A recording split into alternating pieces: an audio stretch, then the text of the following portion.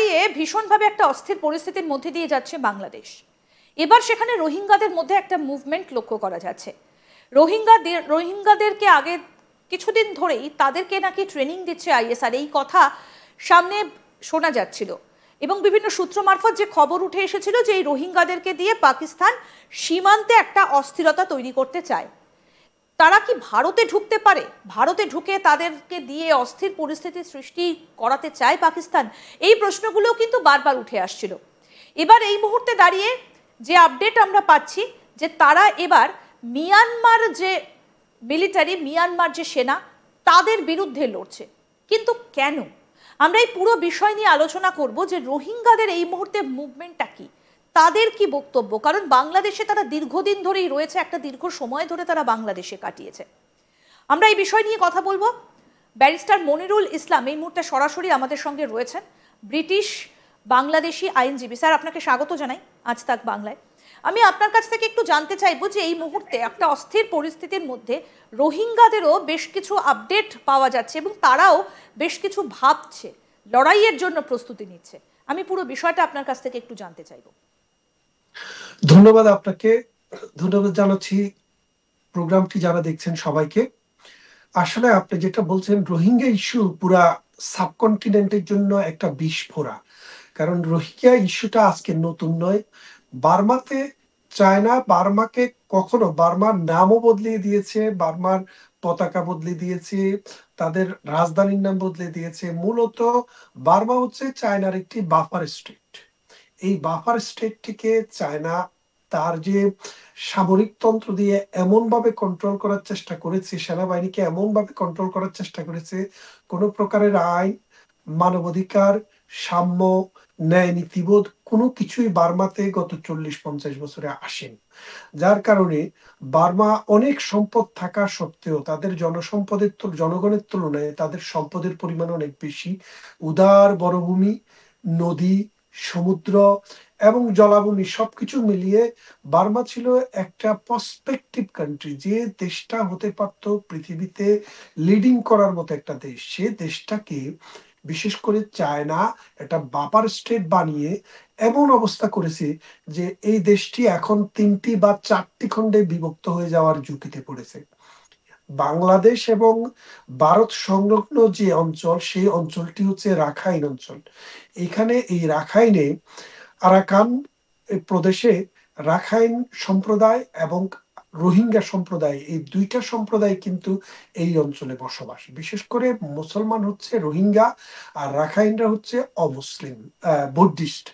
এই দুইটা বিষয়, এই দুইটা জাতিকে বিভিন্নভাবে এই বছরের পর বছর, যুগের পর যুগ বার্মার সরকার অর্থাৎ মিয়ানমারের সরকার নানানভাবে অপ্রেসড করেছে এবং এটাতে সহযোগিতা করেছে চায়না।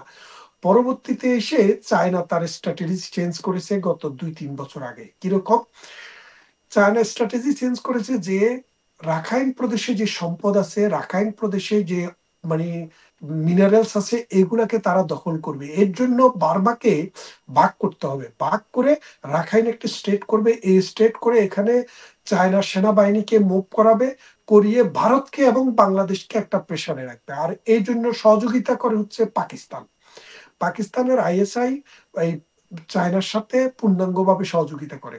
এখন গত কবছর থেকে আপনারা জানেন বাংলাদেশে প্রায় কয়েক মিলিয়ন রোহিঙ্গাকে জায়গা দিতে হয়েছিল। যখন যুদ্ধের ফলে তাদের বাড়িঘর পুড়িয়ে দেওয়া হলো, তাদের সবকিছু জ্বালিয়ে দেওয়া হলো, অসংখ্য মানুষকে হত্যা করা হলো, তখন জননেত্রী শেখ হাসিনা যখন বাংলাদেশের প্রধানমন্ত্রীর দায়িত্ব পালন করছিলেন, তিনি তখন আন্তর্জাতিক সম্প্রদায়ের অনুরোধে, বিশেষ করে জাতিসংঘ অনুরোধ করেছিল যে এই মানুষের কোনো দেশ নেই, ভূমি নেই, তারা কোথায় যাবে, তাদেরকে আপনি একটি আশ্রয়। কোথাও কি স্যার, একটা জায়গায় আসতে চাইবো, কোথাও কি পাকিস্তান এই যে একটা অস্থির পরিস্থিতি সৃষ্টি করেছে তো বাংলাদেশে, সেখানে কি রোহিঙ্গাদেরকে তারা ব্যবহার করতে চাইছে ভারতের বিরুদ্ধে?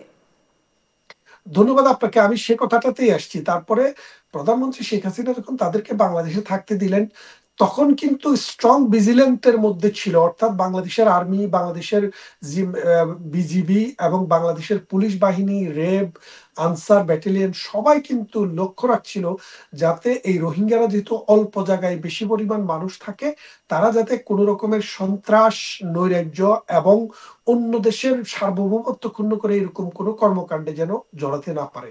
কিন্তু গত বছরের আগস্ট মাসের 5 তারিখে প্রধানমন্ত্রী শেখ হাসিনা যখন ভারতে আশ্রয় নিলেন, তখন এই বাংলাদেশ অস্থির হয়ে গেল। ডক্টর ইউনূসের যে সরকার, এখানে কিন্তু নানা ধরনের মৌলবাদী কন্টেন্ট আছে, জঙ্গি কন্টেন্ট আছে, যাদের ডাইরেক্ট ফাইন্যান্সার এবং ট্রেইনার হচ্ছে পাকিস্তান এবং আফগানিস্তান। তো আফগানিস্তান এখন আর সেটা করে না, এটা মূলত পাকিস্তানে করে। আগে পাকিস্তানে আমাদের বর্ডারে ক্রস করে আসতে পারতো না, পাকিস্তানে নিয়ে তাদেরকে ট্রেন করতো, কিন্তু এখন তারা সরাসরি বাংলাদেশে ঢুকার অনুমতি পায়। কারণ হচ্ছে ডক্টর ইউনূসের সরকার পাকিস্তানের সাথে এটা নেগোসিয়েশন করেছে, আন্ডারস্ট্যান্ডিং করেছে। পাকিস্তান থেকে কিন্তু এখন ডাইরেক্ট জাহাজ আছে। আপনাকে বলি, পাকিস্তানে কিন্তু পাকিস্তানের কোনো জাহাজ বাংলাদেশে আসতে পারতো না আগে, না, কিন্তু যদিও এই দু মুহূর্তে একটা জাহাজ আসছে। আসতো।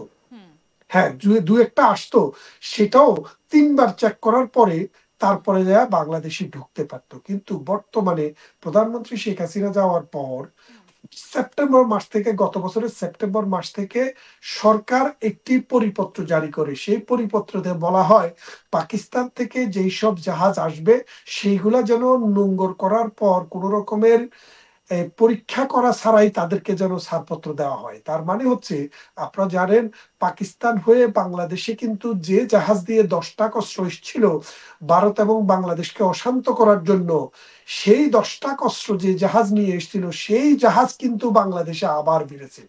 এই জাহাজ ভিড়ে এখন এই জাহাজে করে মানুষ আসে, এই জাহাজে করে অস্ত্র আসে, এই জাহাজে করে পাকিস্তান আইএসআই এর গুপ্তচররা আসে, এবং এসে তারা এই বার্মার, এই মিয়ানমারের যে নাগরিকরা বাংলাদেশে রয়েছে তাদেরকে নানাভাবে ট্রেনিং দেয়। এই ট্রেনিং দিয়ে তাদেরকে যেটা বলা হয় যে বাংলাদেশে তোমাদের জন্য এনাফ স্পেস নেই, তোমরা ভারতেও ঢুকো।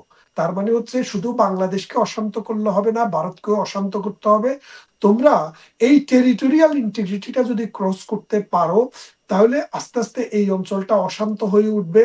আন্তর্জাতিক সম্প্রদায় শান্তি বাহিনী পাঠাতে পারে বা আন্তর্জাতিক সম্প্রদায় এখানে আসতে পারে, এবং বাংলাদেশ এবং বার্মার মধ্যে, ভারতের মধ্যে একটা মানে ত্রিপক্ষীয় একটা যুদ্ধের সম্ভাবনা আছে।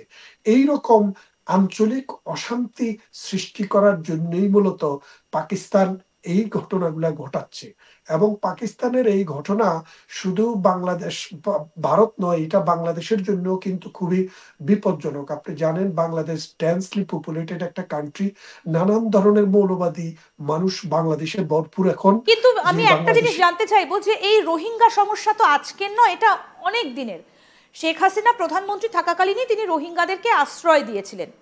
তখন থেকেই তো তারা কতদিন সেখানে থাকবে, তাদের খাওয়া, তাদের থাকা, এই সংক্রান্ত একটা ব্যয় বাংলাদেশকে বহন করে আসতেই হচ্ছে।